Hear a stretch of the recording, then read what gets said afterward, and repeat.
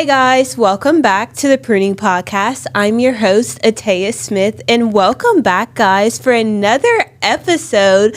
I'm so excited for this episode because we have Mady on the podcast. Hey, everybody. Welcome to the podcast. Thank I'm so you. excited. I'm genuinely excited to hear your testimony because I don't think I've ever heard it. I've heard bits and pieces from whenever you spoke at OSC. But yeah, we just want to hear all about it. But before we get started, I do want to ask you the question I ask everyone that comes on the Pruning Podcast, and that is, what is God currently pruning you on in this season? That's good. Okay.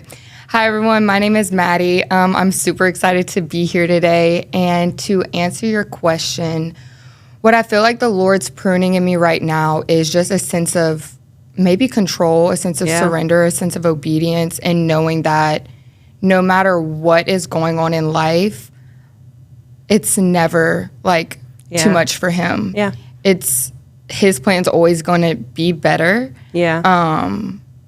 I feel like going through the motions of almost self-sacrifice, laying down your life for the kingdom, laying down your life for this ministry, laying down your life for Jesus, it feels so heavy all the time. Yeah. But we just have no idea how heavy it really is. Yeah. Or how heavy it's been Yeah. for people that, I mean, we read about.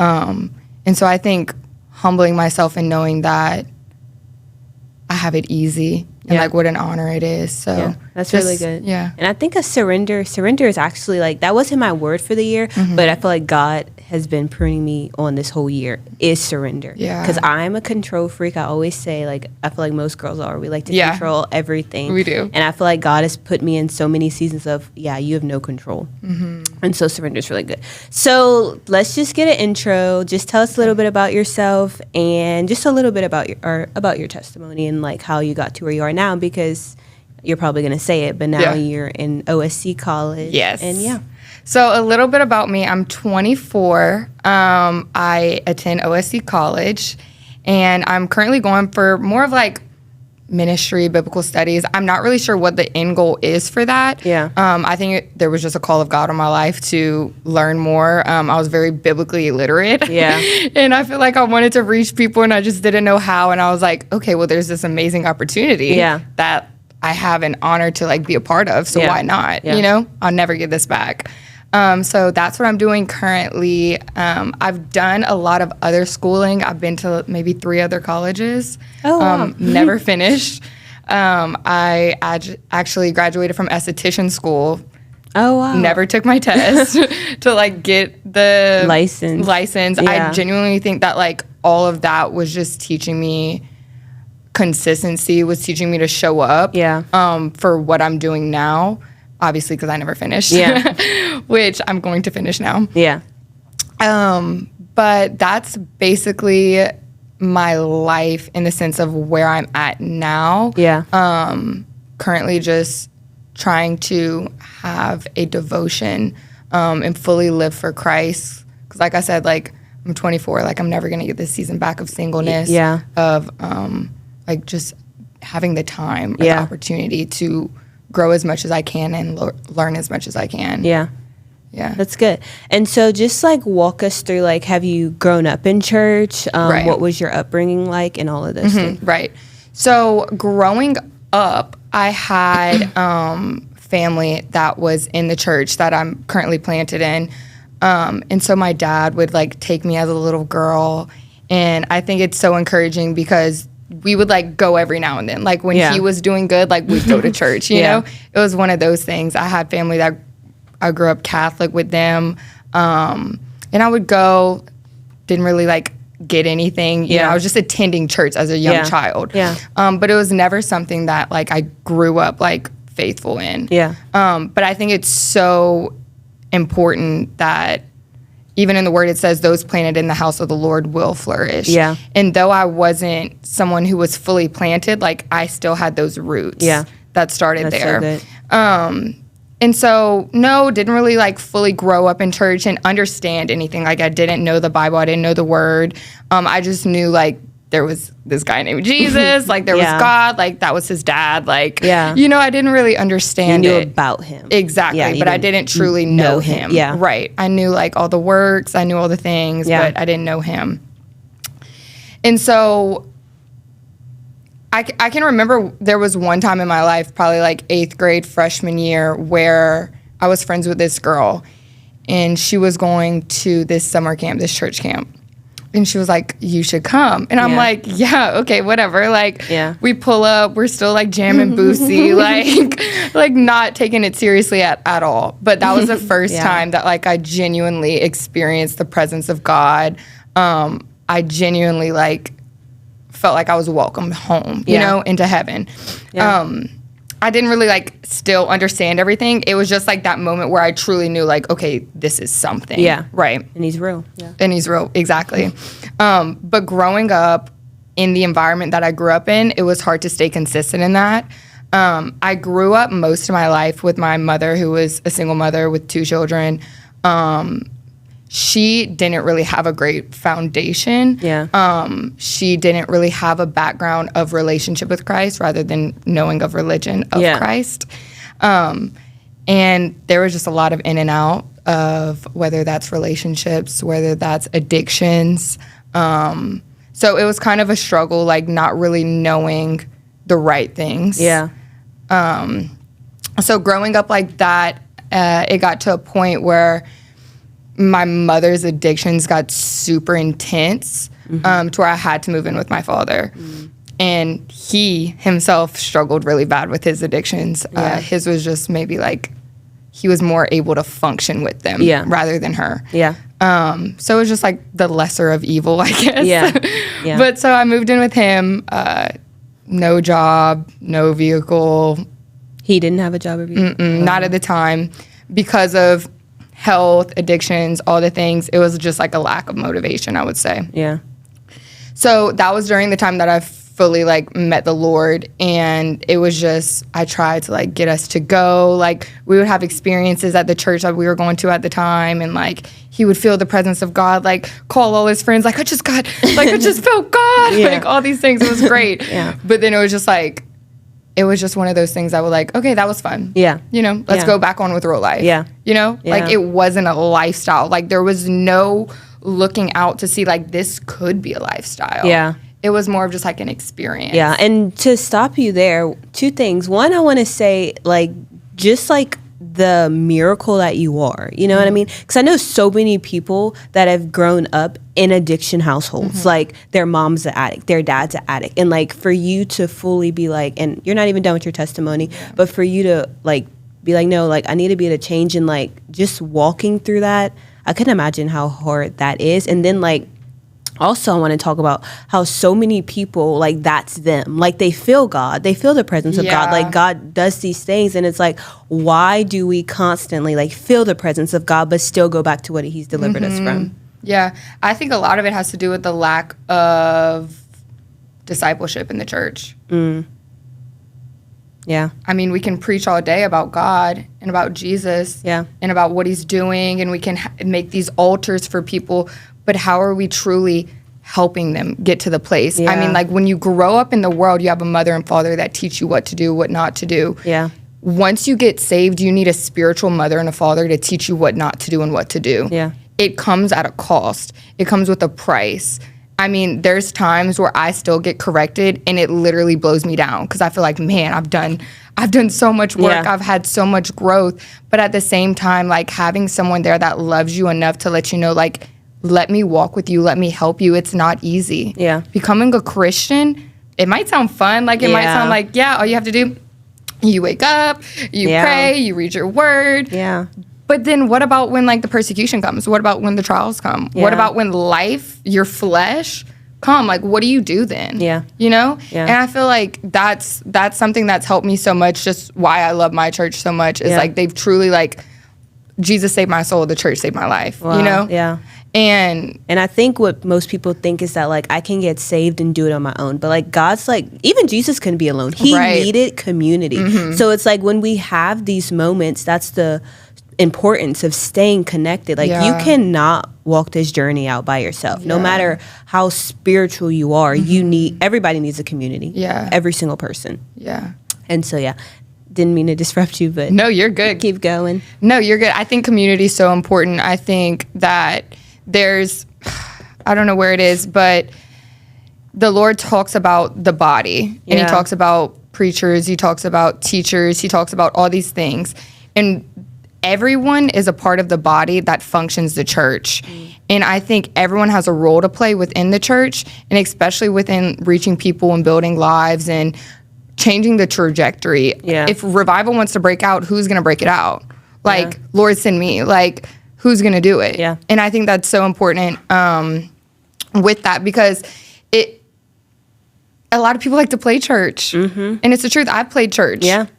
But it's also, it's getting connected here and here with your mind and your soul, and it's having that connection. And it's not just about the works. It's not just about doing, but it's about being, like truly being a child of God, like knowing him. And I think that's a lot of times where it might get misconstrued of, okay, if I do enough, if I just do enough. But it's not about doing. It's just about being. And it goes to the thing where people are like, I can like, it's like our good works get us into heaven. I can do like all these good things and go to heaven. You know what I mean? Like, let me do good so I can go to heaven. But no, like, I know without a shadow of doubt, I am going to heaven because I believe that Jesus rose again from the grave, and I have a relationship with him. Like, it's not the religion. It's not about, let me like be a good person so I can, no, it's about the relationship with him. You know what I mean? And a lot of people live for the goodness, and like, it feels so good to say I'm a Christian, but are you living out a Christian life? And so it's easier said than done. Yeah, way easier. Christian life is living by the Spirit, not your flesh. It's dying to yourself. Like Romans 12, I urge you, in the view of God's mercy, to offer your bodies as a living sacrifice every day. Pick up your cross. Like, every day, die to yourself. It's not easy. It's actually very hard. It's very scary. It's very trying. But the thing about it is, we're not living to please man. We're living to please God. And at the end of the day, like, if you came here right now, like, where are you going? Like, where are you going? So good. It's so good. And it's so, I don't want to say it's scary, but like, for the people that don't know Jesus and you think you have like all this time to get it together, like, the time is now. You know what I mean? So so you were talking about your dad. He was on that spiritual high. Let's call it spiritual high. He was on that spiritual high. I wish it would have lasted longer. But no, he was a man who showed me a lot of great lessons. He wasn't a man that put him into practice, though. But so growing up like that, living in that household full of addiction, full of the lack of guidance, I got really, really depressed. In high school, I mean, I did all things, you know, like, I was skipping, I was doing drugs, I was doing everything, you know? And just the lack of love, the lack of appreciation. I got into a really dark place where I tried to take my own life at the age of 16. I didn't see anything outside of the environment that was in. I didn't think there was another side. I didn't think there was another way. And with that, I mean, I got done, you know, went through the whole trials of like having the process after that. If you don't know, like, there's a process if you try to do that you have to like be sent away. And so after that, I just came back like nothing had ever happened, you know, like, okay, y'all got me out. Thanks. Like, how much did I need to do for y'all to see that like I needed help? You know, y'all just left me there. But it got to a point where I just kind of just started living in the world. I mean, life. And I would say a couple years later, I'm in college. I moved away. There's a lot going on. And I don't think I realized like how bad my dad's addiction was. Just because I had like distanced myself. Obviously, like, when you are not living a certain way, you don't want to be surrounded with certain things. And I think that's okay. And I think there's boundaries that need to be set in place to protect your own peace and protect your own heart. But during that process is when I lost my dad to an overdose. Oh, wow. And so that was heartbreaking for me. Because I wasn't there for him, you know? And I think that took the biggest toll on me. And to the point where you thought you were in a depression. Like, I'm going to show you how to numb the pain, you know? Like, in every possible way that I could numb the pain, like I numbed the pain. And it was like a constant thing. Like, I don't care if it was Monday, Sunday, Tuesday, Wednesday, Thursday. Like, I was getting in the club. Yeah. I would go by myself. Like, yeah. It was fine. I truly just wanted to feel something. I thought I would never smile again. I thought I would never feel like anything again. Yeah. So that was really hard. There was a year that I slept in bed. Like, I didn't do anything. If I didn't go to the club, like, I was sleeping. Yeah. You know, or getting high or hooking up or whatever it was, genuinely. Yeah. And it was the darkest time of my life. But it's crazy, too, because I was so oppressed by demons. Like, I was just so oppressed, honestly. And it's crazy to think back on those times and think back of the dark room that I was in for a year. And I can just remember there was one thing that I knew, and that was the Our Father. Yeah. And I would pray it, and I would pray it, and I would pray it when I had no idea what to do. Like, I'm so unhappy. I have no idea what to do. And, like, just knowing, I didn't know it then, but, like, I had that foundation. I had that little seed. The roots, The roots were there. Yeah. And so, so that took a really big toll on me. About a year and a half later, I ended up losing his mother. Oh, wow. To stage 4 lung cancer. And she was the one person in my life that, like, felt like love. Yeah. That felt like protection. It didn't matter if it was like 4 a.m. and I'm at the hospital, like, Lou's pulling up, you know? Like, she loved me with all her heart. Yeah. And when she passed away is when I truly started to feel conviction. I think I tried to please her. Yeah. I tried to please my dad. I tried to please everyone because I just wanted someone to look at me as approval. Yeah. And when she passed away, like, I felt that weight lifted off. Yeah. But I also felt a sense of peace that, like, everything's going to be okay. Wow. You know? Yeah. And it's like, I guess just, like, talk about, like, you're going through, like, the darkest time in your life, like, the hardest time in your life. But it's like, you're still living. So, like, how did you, like, in that time, I mean, you didn't say, but did you try to, you know, commit suicide again? Because I feel like so many people live in these dark places, and how do you still have a hope to live for when your dad, like, you lived with him for a season, so that's, y'all were close. And so it's like, and then, like, it could be so easy for you to be like, God, do you not see me? Like, do you still love me? I would say, like, in that point in my life, there was a lack of knowing if he was real. Yeah. You know? Yeah. I questioned him so much in that season. No, I never attempted to kill myself again or commit again, but I formed an eating disorder. Yeah. I formed an addiction with marijuana, with alcohol, with sex. Yeah. Like, anything that I could to destroy myself, I was doing, but I wasn't actively, like, trying to end it all. You know? It was like a slow burn. Yeah. Like, let me feel something. Yeah. You know? Yeah. And so it was more of that, and it was just that lack of faith. Like, I did not, in that moment, I was like, Jesus ain't real. Like, let's be real. Yeah. You know? And like, the awe of me, the audacity of me. Yeah. You know? Yeah. Because little did I know in that season, he was like making me for a moment like this. Yeah. Like, for a moment that someone else is sitting on the other side, like, I don't know what to do. Like, I feel like this. Yeah.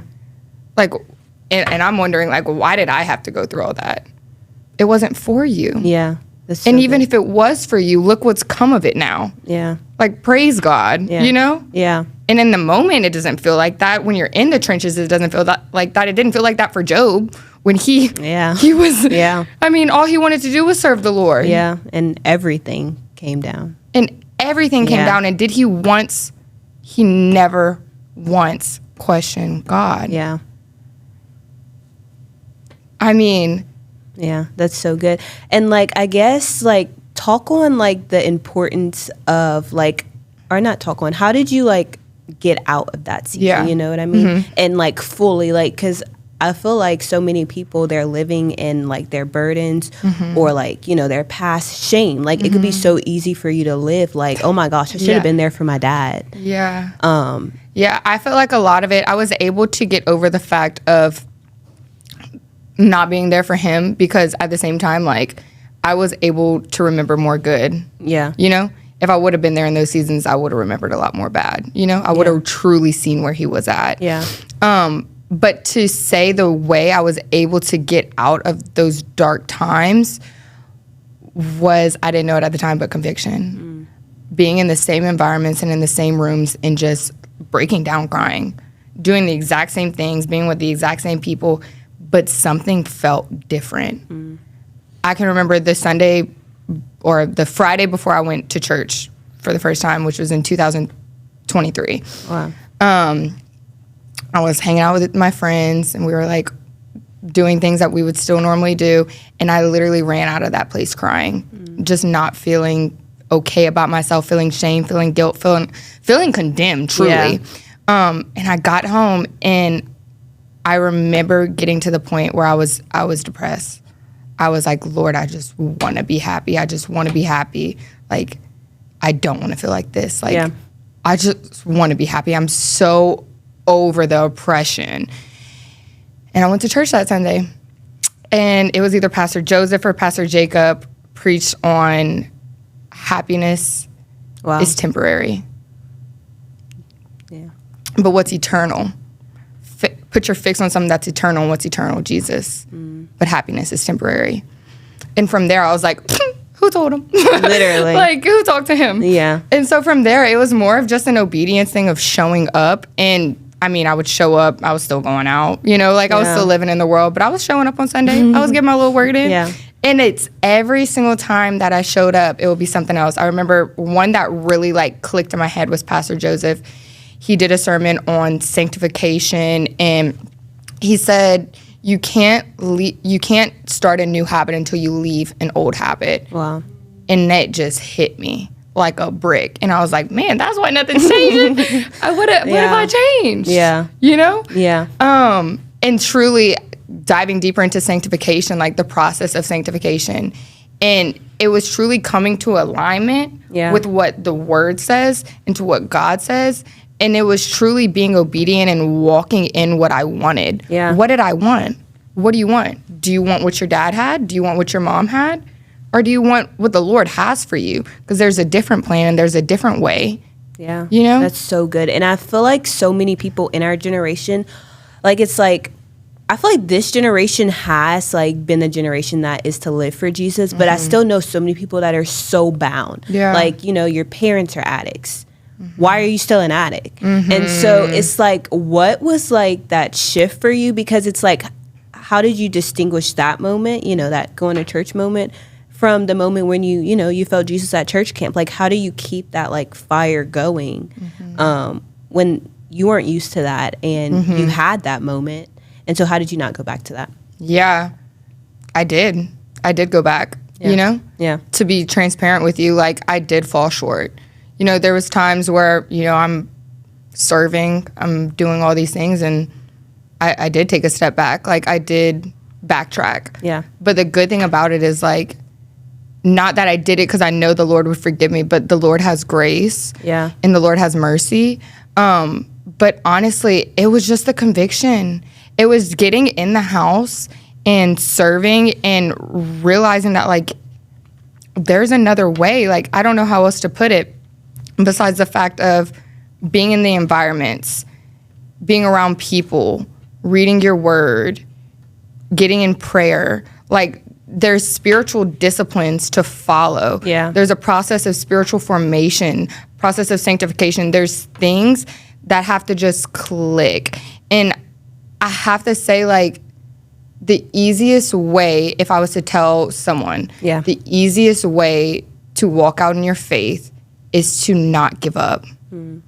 If you just don't give up, they say, someone says this, but if you just don't quit, you win. Yeah, Pastor Jacob says that. If you just don't quit, you win. And it's so true. If you just don't quit, you win. And you have to every day just not give up on yourself. Yeah. Because, like, anytime you reach for him, like, he's going to be there. Like, there's promises all throughout here. Anything that you have, like, and it's being vulnerable and knowing that you can't do it alone. Yeah. If I was left by myself, like, let's be real. Yeah. I was left by myself, and where did that go? Yeah. I have spiritual mentors. I have spiritual guidance that truly taught me how to live differently. Yeah. Because it's not, like I said, like, it's not something that you just, like, wake up and have. Like, it has to be taught. You have to become like a child. Yeah. As it says, like, wow, the childlike faith. The childlike faith. Yeah. Like, you have to, the Lord's going to give you back everything that you lost in high school when I didn't hang out with people my age, in middle school when I was always around adults with my parents, like, in college when I didn't, like, when I partied too much or when I didn't party. Like, the Lord has given me everything back double fold. Wow. You know? Yeah. And it's becoming more like a child and learning what I should have learned in the first place. Yeah. You know? Yeah. And being rooted on that, I think, if that makes sense. That's so good. And I do want to talk on, like, basically, like, just walking that out. Because I don't think people realize, like, they expect the Christian walk to be so easy. But like you said, like, you had moments where you know, took a step back. And, like, you're actively serving, and, like, sometimes it's like you fall short. And I feel like so many people are so hard on themselves because we have this expectation that God expects us to be perfect, but no, we're human. Like, he expects us to fall short. Like, I fall short. I still fall short. We all fall short, but so many people get caught up in being like the perfect Christian, the perfect person. I can't go to church until I've dealt with all this in my life. And so I do want to talk on that, like, going to church, like, dirty, going, like, the church is it's a hospital for the sick. It's not for the healthy. You know what I mean? So, like, not being ashamed of where you came from or what you're walking through. I mean, if everyone's perfect, what's Jesus? Yeah. Like, what's the purpose for him? Yeah. Like, what did he come to do? You know? Yeah. And I think that's something that we have to recognize in the sense of we need a savior. We're all broken. Yeah. And we will forever be broken until we reach those gates. Yeah. And there will forever be development. There will forever be healing that's needed. Yeah. I think in walking out your faith, it's easier said than done. I mean, I can tell you so many things of that I did wrong or did right, but it's having to be humble and to come beside yourself and to know that, like, I'm human. Yeah. Like, I'm going to fall short. Yeah. For the people that aren't walking in their faith and don't, maybe the church hurts a lot of people. I will say this. Yeah. Hurt people. And the people, this is what I really want people to know. The people in the church are human. Yeah. We are all humans. We are all broken people, saved by the grace of God, justified by faith. And I think that's important to know, like, in the same way that you're going to get hurt on the outside of the world, you're going to get hurt on the inside of the church. But guess what?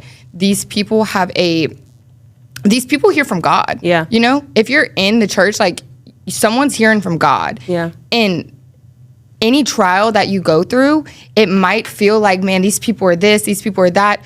Look within. Yeah. What's really going on in here to where everyone else is the problem? Wow, that's so good. And I think we go into the church expecting everyone to be perfect. We're not even perfect. Yeah. And we can look at the cracks in them, like, oh my gosh, they do this and they're in the church. They do that and then they're in the church. Look at your cracks. Why does that bother you? Yeah. What's going on with you? You know? Yeah. And I feel like we are so hard-headed to focus on everyone else. But ourselves. Yeah. And hello, me too. Like, let's be real. Like, I'm human. Yeah. But I think taking a step back and getting beside ourselves, and my nanny told me this yesterday, humility never looks ugly on anyone. You know? Yeah. Being humble enough to know that, like, I'm still broken. Yeah. That there's still work in me. And being humble enough to know that, like, these people are still broken. Yeah. And there's still work in them. We will never be good enough. Yeah. And that's not the goal, is to be good enough. Yeah. The goal is to reach as many people as we can with the message of Jesus Christ. Yeah. You know, is to share the gospel, is to show the love of Christ. There's people out there that, like, genuinely, there's like a country or an island that no one's allowed to enter. Yeah. There's people that will never hear the gospel of Jesus Christ, and what are you doing about it? Yeah. That's so good. We're so busy focused on ourselves. The more we focus on ourselves when we walk into a building, the less that we're able to be the hands and feet of Jesus. Wow.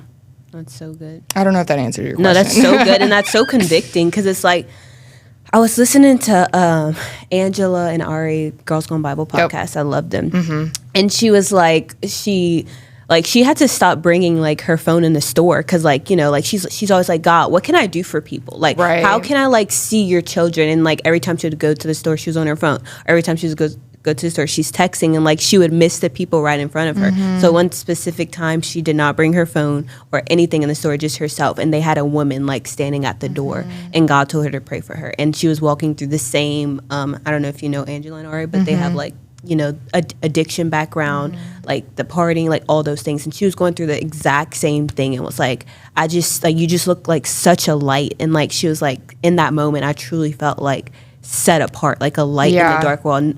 Let me have been on my phone, I could have missed that moment to like, you know, have a one-on-one moment with her. And it's like the humility, because like they have this big platform, they don't have to stop and be like, oh my gosh, yes, let me pray. Because there's thousands of people watching them, you know. Exactly. And so, but for it just shows her heart, you know what I mean, like to help people. And I do want to talk about like, what was that like for you? Because, you know, you said you would go downtown with your friends and all these things. And like whenever you like chose to, you know, fully step in with God, you had to change your circle. Yeah. And I think a lot of people, they're scared of like the aloneness and those things. So I just want to talk about that. Yeah.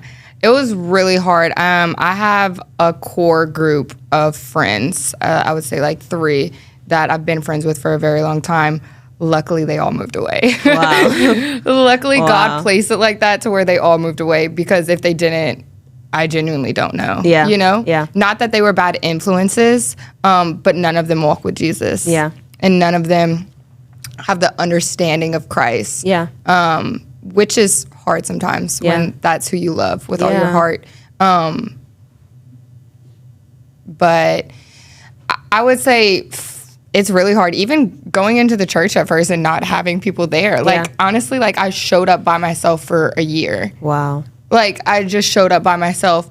And I think in the aloneness is where the Lord works. Yeah, the alone seasons. And like even now, like in like your singleness season, like Paul says in Corinthians, this is our season of undevoted attention to God. Like when we're married, our interests are divided. But this season is like for Jesus. Yeah. And so many people, so many girls, and I get so many comments of like, oh my gosh, like surrender has been like the hardest thing, like surrendering a relationship, surrendering the desires of marriage, surrendering all these things. So I do want to talk about like the singleness season, and like just like you said, abiding in that season with like, this is my time with me and Jesus. And how do you fully feel like contentment in this season when you desire to be married, you desire other things? Yeah.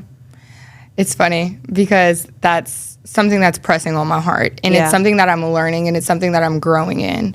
But I know nothing bad can ever come from your obedience to God. Yeah. I know the more work he does in me is going to be the more blessings. You know, not that I'm doing it for the blessings, but I know like it's for my good. It's for my good. Yeah.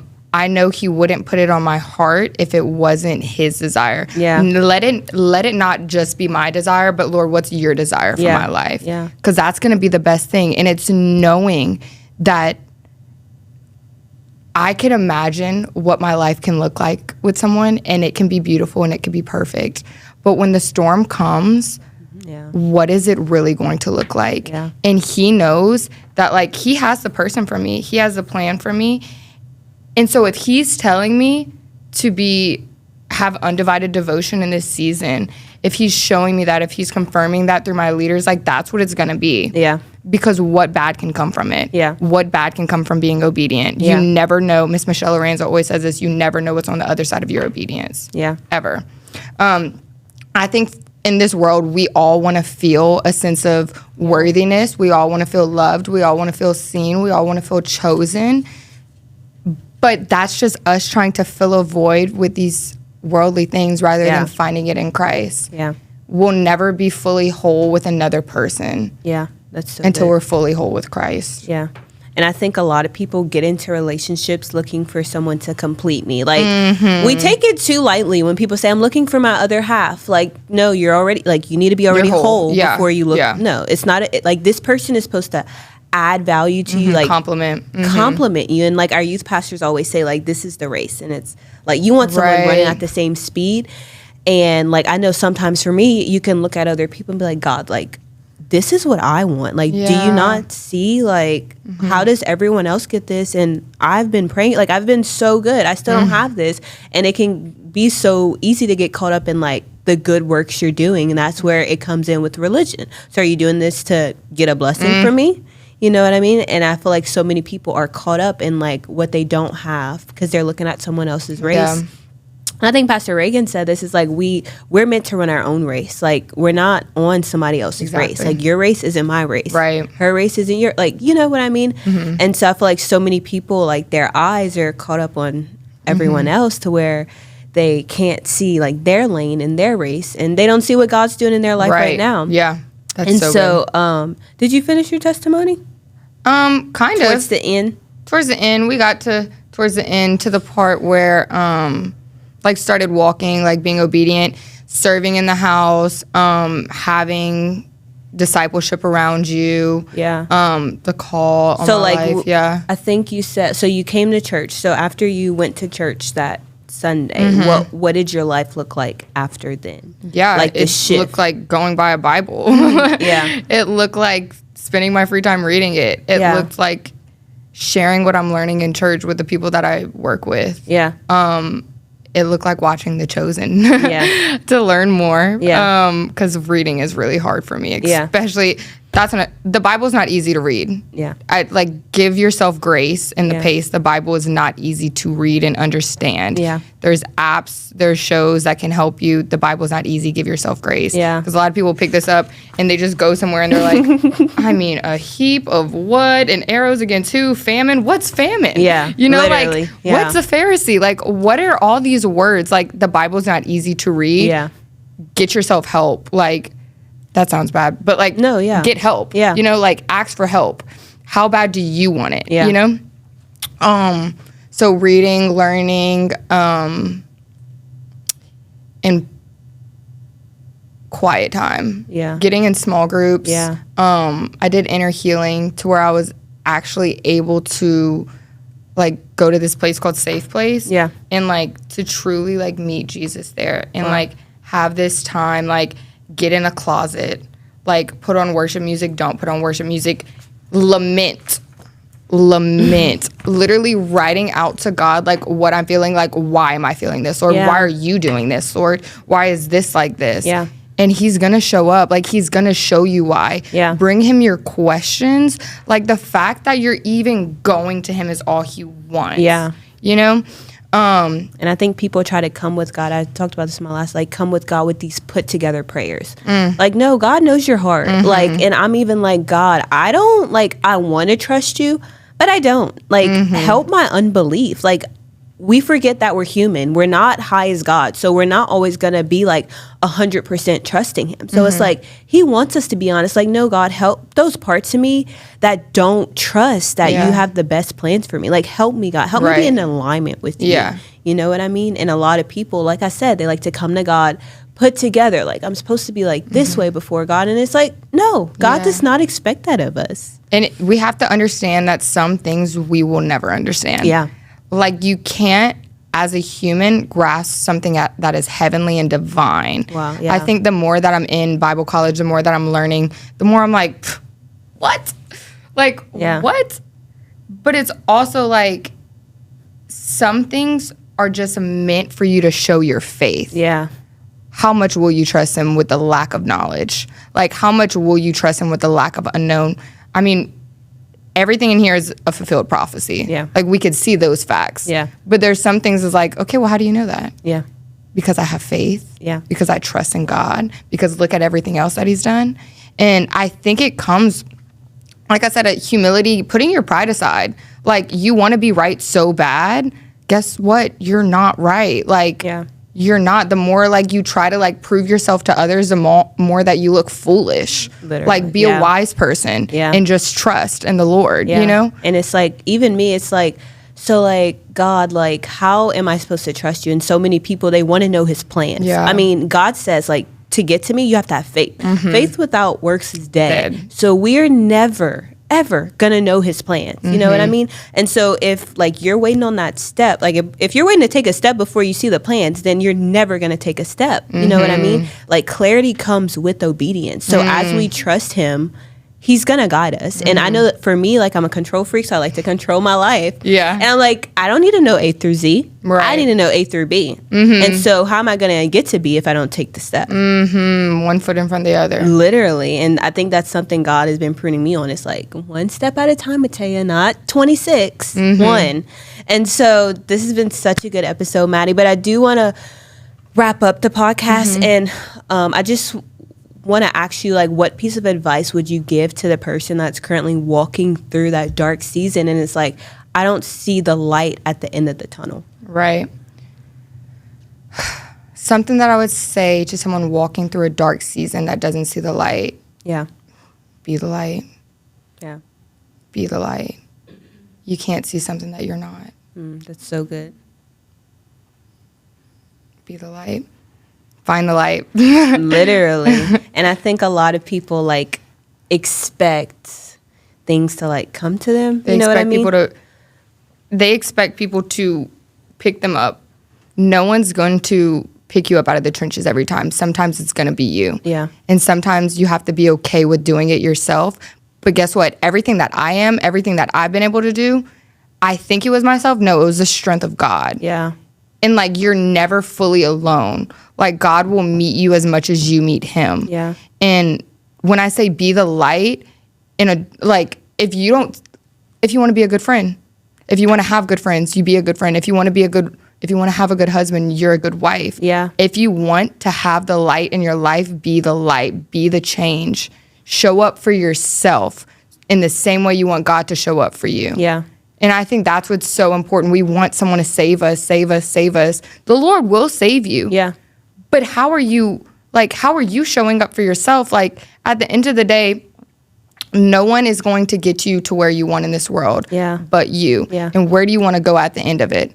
Are you having a temporary mindset or an eternal mindset? That's so good. This world is temporary. Don't live for the temporary things. Yeah. We are spiritual, eternal beings living a temporary physical time here on this earth. Yeah. And we need to recognize that. Yeah. Yeah. That's so good. And like, not even to like change the thing, but I'm brought to the story, like when you say like you want to help yourself, we were talking about it the other day, but like of redeeming love. Like he had to like, I mean, he went back to her like 3 times. Gosh. The last time he's like, no. That's a good man. That's a good man. Literally. That's an amazing man. But like the last time he heard God say like, no, she has to come back to you. And sometimes it takes that of like, God can send someone to like help you and bless you, but it's like, and you may just miss it every time. What do you do with it? Exactly. Because how are you stewarding what the Lord is giving you? Yeah. How are you stewarding it? Yeah. He can give you blessings. He can literally give it to you on a silver platter. It's what you do with it after. Yeah. You know, it's how are you stewarding it? Yeah. Yeah. It's so good. So good. Good man, Savannah. No, literally. Where are they at? They coming. They coming. In the name of Jesus. Amen. I receive it. But yeah, it was so good having you on Thank the you for podcast. having This was me. such a good episode, and I just can't wait for everyone to hear this. Like, truly, like your testimony, like where you are today. Like, I just hear so many testimonies. I'm like, oh my gosh, like that's so What a God. What a God. Like What a literally only God. Yeah. That's why no one can tell me God's not real. Because what? Yeah. But yeah, I'm just so proud of you, and thank you so much Thank you for coming having on the me. podcast. And I'll definitely have to have you again. Of course. But yeah, guys, we love you guys so much, and we hope that y'all gained so much from this episode. And yeah, see y'all in the next episode.